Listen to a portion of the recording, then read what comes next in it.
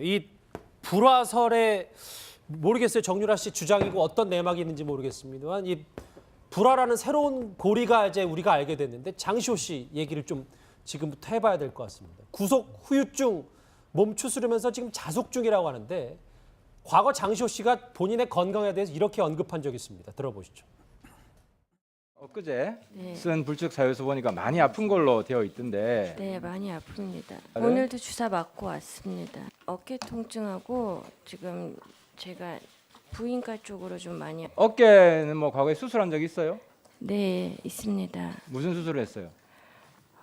잘 아실지 모르죠. 흉곽 출구 증후군이라고 6월에 수술했었습니다. 올 6월에 수술했어요? 네.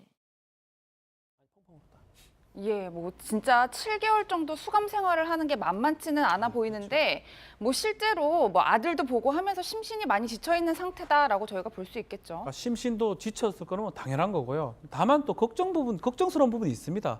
풀려났다가 영원히 풀려난 게 아니에요. 재판은 진행 중이거든요. 그래서 판결 선고 때까지 만약에 거기서 실행이 나면 법정 구속이 또 돼버립니다. 그렇기 때문에 장시호 입장에서는 아직까지도 끝난 게 아니기 때문에 심신도 지쳐있고 언론의 주목을 안 받는 게 아마 목적이 아닌가. 유황이 나왔기 때문에 만약에 나쁜 방향으로 주목을 뭐 좋게 받든 나쁘게 받든 본인 입장에서는 선고에 영향이 미칠 텐다고 판단한 것 같습니다. 그러다 보니까 지금은 지쳐서 절대로 언론하고 얘기하지 않겠다. 이렇게 의사를 표시하고 있는 상황입니다. 두문불출이 조금 길어질 것, 칩거가 좀 길어질 것. 재판할 때까지는 나오지 않을 거죠 생각이 됩니다.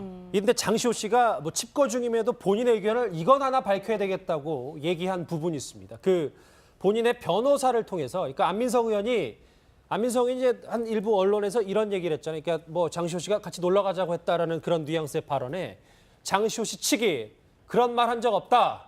안민석 의원의 발언은 불쾌하고 모욕적이다. 또 하나 했습니다. 아마 이 부분이 장시호 씨의 발언의 핵심일 것 같은데 뭐 여러 언론이나 모든 거에 대해서 안민석 의원과의 관계에서도 희화화를 원치 않는다. 이렇게 답변을 했습니다. 그러니까 저도 뭐 충분히 이해가 되는 대목입니다. 장시호 씨 같은 경우는 이제 좀 안민석 의원이 좀 과도하게 사실은 이 문제를 좀 본질과는 좀 다른 문제로 좀 접근을 하는 측면들이 있었어요. 왜냐하면 특히 뭐 이런 일부 방송에서 특히 뭐 두 사람과의 어떤 저런 관계를 좀 더 이제 과대 해석해서 상당히 좀 흥미 위주로 다뤘던 저는 측면들이 분명히 있고 그런 면에서는 저는 국회의원으로서는 좀 올바르지 않다고 봅니다. 이 사건은 분명히 정확한 사실관계에 입각해서 접근을 해야지 그렇게 또 곁다리로 해서 흥미 위주로 접근한 건 저는 별로 좋지 않다고 보거든요. 그리고 장시호 씨 입장에도 보면 지금 사실은 매일 이렇게 뉴스에 나오고 보면 누구보다도 사람들이 장시호 씨 모르는 사람 누가 있습니까? 자, 근데 이제 본인의 인재는 뭐냐면 본인 자녀도 있잖아요. 그리고 본인이 무슨 뭐 연예인이 아니지 않습니까? 그런 상황에서는 또 생활도 해야 되고 그러니까 정말 밖으로 나갈 수가 없는 상황이에요. 모든 사람 다 알아보니까. 그렇기 때문에 자꾸 이렇게 거론되고 더군다나 이 사건의 본질과는 다른 방향으로 자꾸 이상한 방향으로 거론되는 것 자체가 본인한테는 굉장히 좀 불명예스럽고 치욕스러울 겁니다. 그렇기 때문에 특히 이제 다른 사람도 아니고 일단 국회의원이 저런 식으로 문제 제기를 자꾸 곁다리로 제기하는 것에 대해서 제가 볼 때 좀 브레이크를 걸 필요는 분명히 좀 있다고 봅니다. 뭐 그럼에도 불구하고 장시호 씨가 뭐 아예 죄가 없는 건 또 아니니까. 그렇죠. 그건 뭐 정확히 우리가 다룰 건 다뤄야죠. 그렇지만 예를 들어서 지난번 같이 무슨 뭐 두 사람이 무슨 뭐 이게 여러 썸을 타니 뭐 이런 식의 어떤 접근 자체는 이건 아니라는 거죠. 예. 아까 뭐 제가 좀 더 바로잡자면 이제 정확한 말이 중요하니까 이제 놀러 가고 싶다고 얘기를 들었다. 안민석 의원이 뭐 이렇게 얘기한 적이 있는데 이거에 대해서 장시호 씨가 지금 두문불출함에도 불구하고 본인의 입장을 명확히 저렇게 밝혔습니다. 이 석방된 장시호 씨는 7개월 만에 만난 아들을 보고 펑펑 울었다고 하는데 장시호 씨의 아들 사랑 관련 목소리 한번 같이 들어보시겠습니다. 아들 이름만 나와도 많이 울거든요. 아직까지 한 번도 얼굴을 안 봤는데 그 이유가 이제 얼굴 보면 본인이 견딜 수가 없을 것 같다. 편지도 안 보고 사진도 안 보고 사진이라도 하나 얼굴 있으면 자기가 견딜 수가 없을 것 같다. 조사 과정에서 한번 아들 얘기가 나와가지고 하도 많이 울어가지고 그날 조사를 못했거든요. 반 과정에 있어서 수의를 안 입고 나온 게 다른 의도가 있었던 건 아니고 아들이 아직 어린데 커서 이런 모습을 보여주고 싶지 않다. 그런 것들 때문에 좀 사복을 입고 나오겠죠. 다시 한번 준비한 것 큰 그림 한번 다시 보실까요? 그러니까 면회 불발로부터 시작해서 엄마를 재판에서라도 만나고 싶다. 그런데 나는 사촌 언니와 친하지 않다. 사이가 좋지 않다. 장시호 씨. 근데 펑펑 울었다. 이 부분도 더 중요할 것 같아요. 예, 노 변호사님 뭐 잠든 아들을 보고 펑펑 울었다는 건데 뭐 제가 색안경을 좀 끼고 보자면 석방된 이후에 처음 나온 기사가 이 부분이었고 과거에 장시호 씨의 변호사도 아들 이야기를 좀 했단 말이에요. 이렇게 모성애를 가진 장시호를 부각시키는 언론에 부각시키는 이유가 좀 따로 있다고 봐야 될까요? 글쎄요, 이게 그렇게 전략적인 행동은 아닌 것으로 사실 생각이 들고요. 얼마나 보고 싶겠어요. 7개월 동안 갇혀 있었고 특히 장시호 씨도 그렇고 최순실 씨도 그렇고 아이에 대한 사랑이 정말 지극하다라고 우리가 옛날부터 많이 얘기가 되어 왔었기 때문에 특히 장시호 씨는 그 구치소에 있으면서도 아기 사진도 안 봤다는 거예요. 마음이 약해질까 봐. 그러니까 본인이 좀 독하게 아이를 위해서라도 내가 여기서 열심히 해가지고 난 좀 빨리 나가는 것을 택한다라는 생각으로 아마 지금까지 왔던 것 같은데 이제 아기가 자고 있는 걸 보니까 그날이 8일 날 0시에 나온 거 아니겠습니까? 그렇죠. 그러니까 새벽에 들어갔는데 잠든 아기를 깨울 수는 없고 아기가 잠자고 누워 있는 걸 보니까 너무 마음이 아프고 미안하고 여러 가지 감정이 복잡했겠죠. 그래서 변호사가 특히 이제 그런 거를 먼저 꺼낸 이유는 장시호 씨의 행동이 뭐 그렇게 전략적이거나 의도적이었다라기보다는 장시호 씨의 인간적인 측면에서 조금 장시호 씨를 이해해달라고 하는 그러한 호소에 불과한 것이 아닌가. 또 하나는 장시호 씨가 앞으로도 이 사건과 관련되어서 불구속 상태에서 재판에 협조할 것이다라고 하는 거를 암암리에 지금 알려주는 그런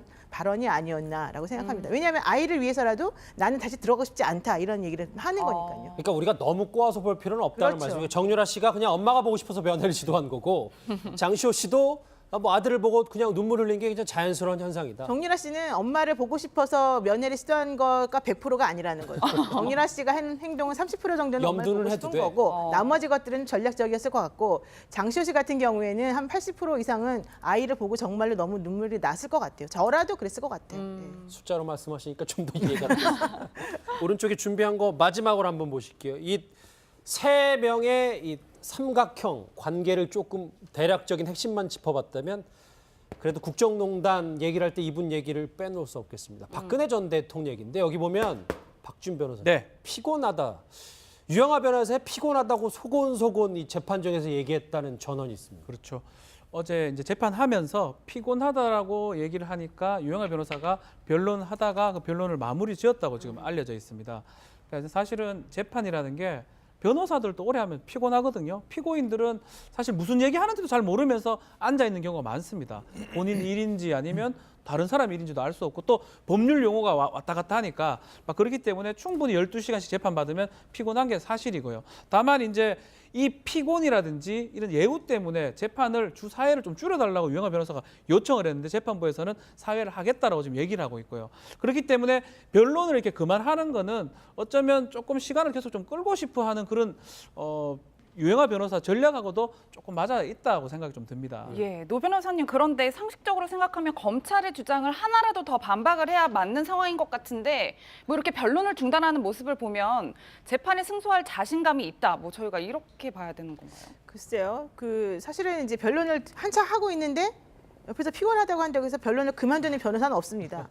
왜냐하면 맥이 끊기게 되고 본인이 주장하고 싶었던 것을 마무리를 못 짓기 때문에 예. 오히려 재판부에게는 좀 안 좋은 인상을 남길 수가 있죠. 그런데 유영하 변호사가 저런 식으로 태도를 취한 것은 두 가지 해석이 있을 수 있습니다. 본인이 변론하던 게 별로 중요하지 않았다라던가. 예.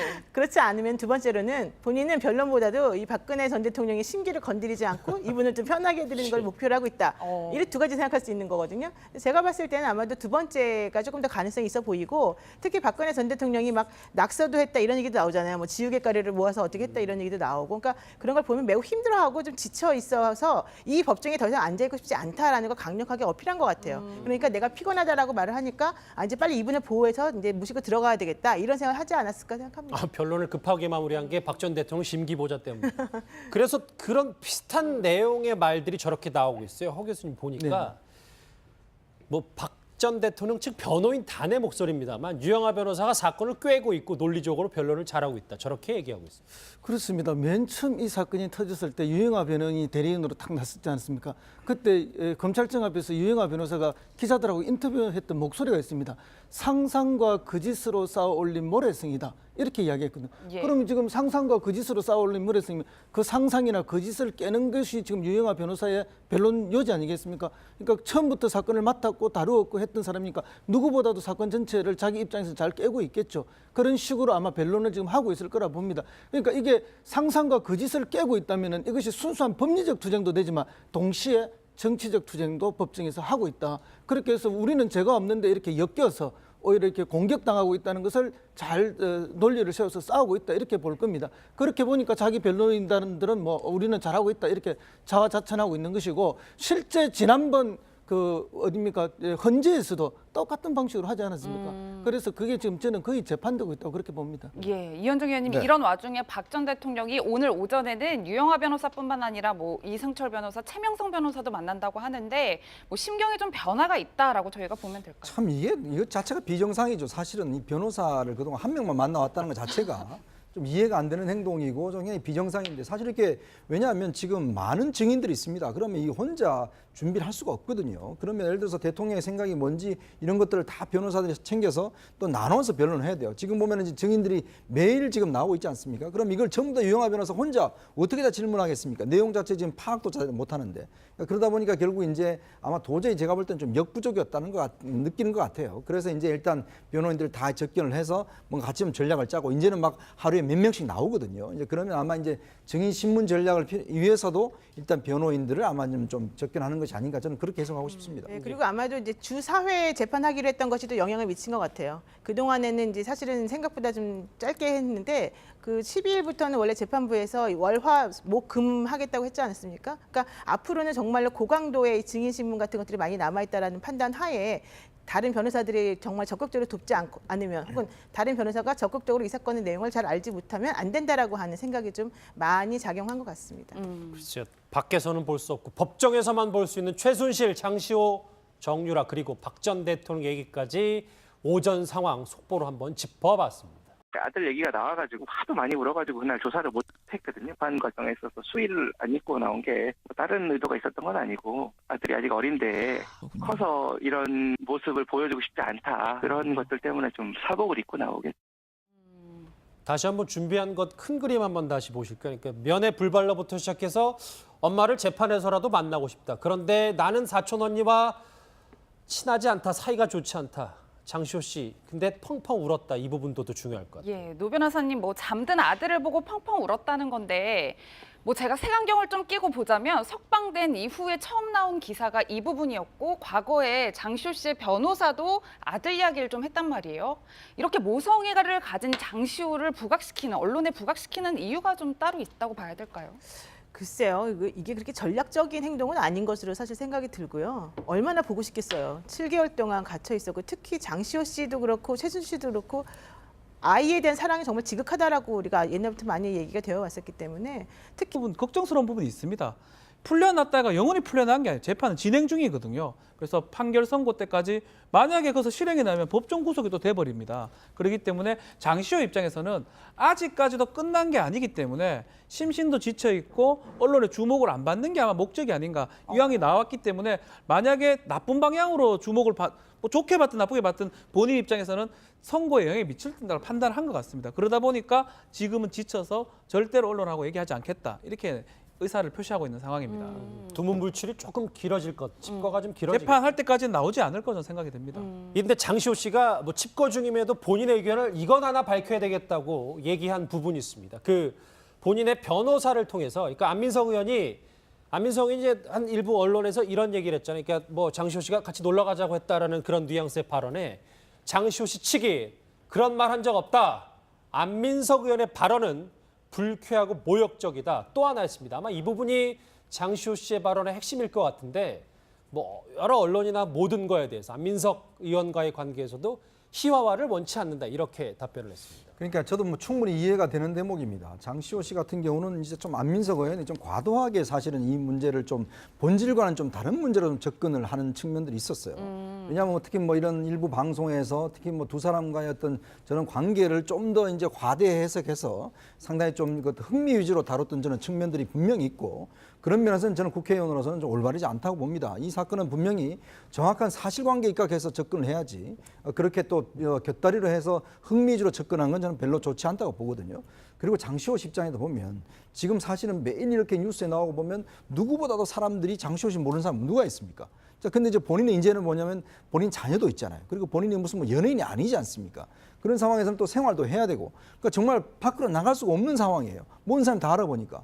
그렇기 때문에 자꾸 이렇게 거론되고 더군다나 이 사건의 본질과는 다른 방향으로 자꾸 이상한 방향으로 거론되는 것 자체가 본인한테는 굉장히 이 불화설에 모르겠어요. 정유라 씨 주장이고 어떤 내막이 있는지 모르겠습니다만 이 불화라는 새로운 고리가 이제 우리가 알게 됐는데 장시호 씨 얘기를 좀 지금부터 해봐야 될 것 같습니다. 구속 후유증 몸 추스르면서 지금 자숙 중이라고 하는데 과거 장시호 씨가 본인의 건강에 대해서 이렇게 언급한 적이 있습니다. 들어보시죠. 엊그제 네. 쓴 불측 사유서 보니까 많이 아픈 걸로 되어 있던데 네, 많이 아픕니다. 네? 오늘도 주사 맞고 왔습니다. 어깨 통증하고 지금 제가 부인과 쪽으로 좀 많이 어깨는 뭐 과거에 수술한 적 있어요? 네, 있습니다. 무슨 수술을 했어요? 잘 아실지 모르죠. 흉곽 출구 증후군이라고 6월에 수술했었습니다. 올 6월에 수술했어요? 네.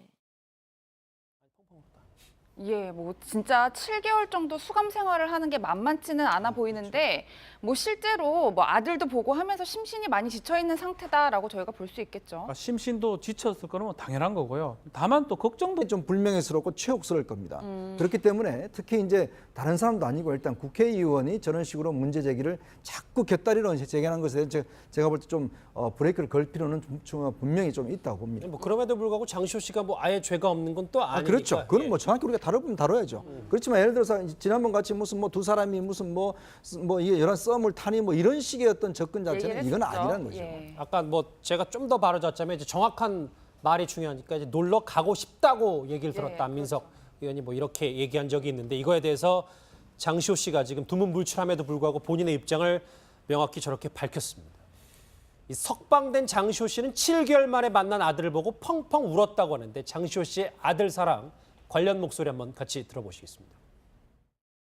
아들 이름만 나와도 많이 울거든요. 아직까지 한 번도 얼굴을 안 봤는데 그 이유가 이제 얼굴 보면 본인이 견딜 수가 없을 것 같다. 편지도 안 보고 사진도 안 보고 사진이라도 하나 얼굴 있으면 자기가 견딜 수가 없을 것 같다. 조사 과정에서 한번